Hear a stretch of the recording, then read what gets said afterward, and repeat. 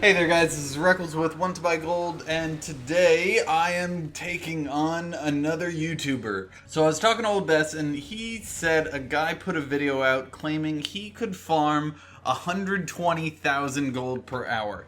This is absurd and needs to be put to the test, and that's kind of what I do. I consider myself the police of WoW gold making. If someone puts out a video, I will fact check it for you guys. If y'all have any questions about the legitimacy of any farming spots, put them in the comments, send them to me, and I will test them for you. So, this guy's claiming 100,000 gold per hour. Let's find out. So here's the spot. We're going to be headed down to the southeast corner of Stonetalon Mountains. And we're going to be killing Grimtotem ruffians and Krom'gar Marauders. They're in an epic battle. Now, one thing to note, if you're Alliance, you can kill everyone in sight. If you're Horde, I think you can only kill the Krom'gars. The Grimtotems should be friendly to you, which sucks. Kind of cuts the farm down by half, but hey, you can still make 60,000 gold per hour, right? And that's pretty good. But let's find out if that can actually happen. In this area, there are 9 spots where these guys are fighting each other. But we're only going to concern ourselves with like 6 of them. We're just going to be running back and forth in a straight line. We're going to start at the south end of this little lap. We're going to start AoEing our way north without looting. Once we hit the mountain, we're going to start looting, go back. People will start to respawn by the time you go back. It's a really short lap. It's like 30 seconds or a minute long if you have a really good AoE like Starfall. So, you just go back and forth. And once you go back and forth once or twice, go ahead and switch realms. Like, if you have an add-on like Cross Realm Assist, you can go ahead and just always be switching realms, and that'll be great for you. It'll keep that mob density super high. Otherwise, you can, if things do start to lag down, you can do the full lap, or if you get up and fly, you can go all the way to the west a bit, and there's a big tent and a totem over there with a whole bunch of guys over there, and by the time you kill those guys and loot them and fly back, everything else should be respawned. Let's see, other things to note. Make sure you have Findle's Looterang and any magma totems that come up. If you don't single target kill them, they will prevent you from mounting. So that sucks. That's the route. It's really quick. It's just back and forth, and you're good to go. So that's the route. What about results?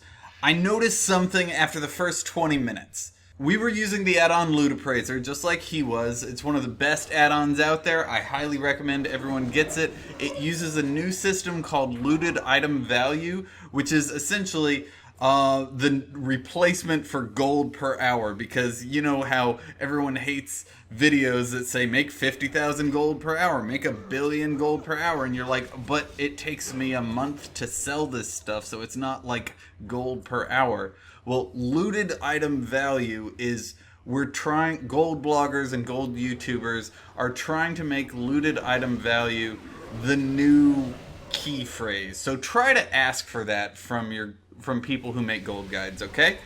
This guy Aladar, though, seemed to be misusing this add-on because moist cornbread, essentially a gray item, had a market value of 600 gold, which means essentially that no one's ever tried to sell it. There's one person who has tried to sell it, and they sell it for 1,000 gold. So what does this mean? What do we do? First of all, I went back through the original guy's video frame by frame like he asked us to, and saw that his moist cornbread was actually being valued at 25 copper, which is great. So that's not the problem. But I didn't like the potential for having problems like this. So I changed my source to the global sale average. This is the average price of what things actually sell for on auction houses. Not what they're posted at, but what they sell for. And rather than getting 24,000 gold in the first 20 minutes of farming, the second 20 minutes of farming was more reasonable. It was 8,000 gold worth,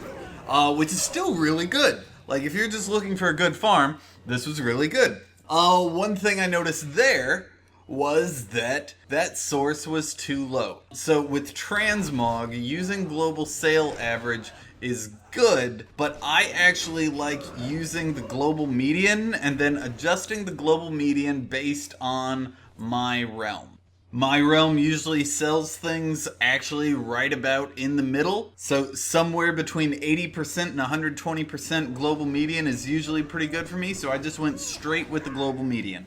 Here's everything we got. The first row of items is everything that sells for about 10,000 gold or more. The second row is everything that's about 5,000 gold. The next row is everything that's over 1,000.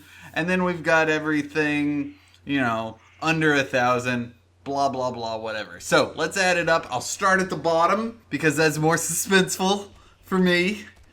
So, all the lower tier stuff adds up to 6,113 gold. Everything up to 1,000 gold adds up to 4,697 gold. Everything 1,000 gold adds up to 5,455 gold. The 5,000 gold items are worth 24,682 gold, and the 10,000 gold and up items are worth 74,337 gold. So, adding all that up, we come out to 115,000 gold per hour. Son of a bitch.